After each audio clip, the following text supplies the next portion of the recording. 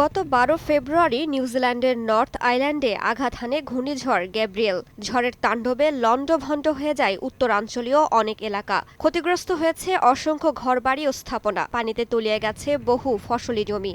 এক সপ্তাহ পেরিয়ে গেলেও ঘূর্ণিঝড়ের রেশ এখনো কাটিয়ে উঠতে পারেনি স্থানীয়রা। রোববারও নতুন করে কয়েকজনের প্রাণহানির খবর পাওয়া গেছে। স্থানীয় কর্তৃপক্ষ জানায় এখনো নিখোঁজ রয়েছেন 6,000-এর বেশি মানুষ। এতে মৃতের সংখ্যা আরও বাড়তে পারে বলে আশঙ্কা করা হচ্ছে। তবে আগে নিখোঁজ থাকা অন্তত 3,000-এর বেশি মানুষকে নিরাপদে উদ্ধার করা হয়েছে বলে জানা গেছে।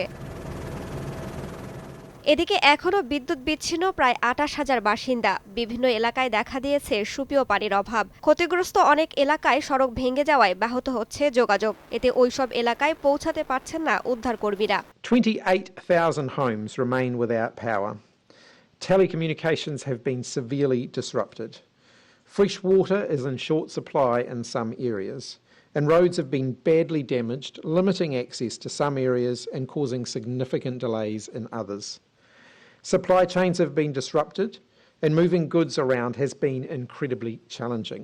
এ পর্যন্ত 12টি আন্তর্জাতিক ত্রাণ প্রস্তাব গ্রহণ করেছে নিউজিল্যান্ড। ফিজির একটি দল উদ্ধার কাজে অংশ নিতে দেশটিতে আসছে। এরই মধ্যে অস্ট্রেলিয়া থেকে জরুরি পরিষেবার 27 জন কর্মী নিউজিল্যান্ডে এসে ত্রাণ সহায়তায় কাজ শুরু করেছেন। রাইসা জান্নাত, সময় সংবাদ।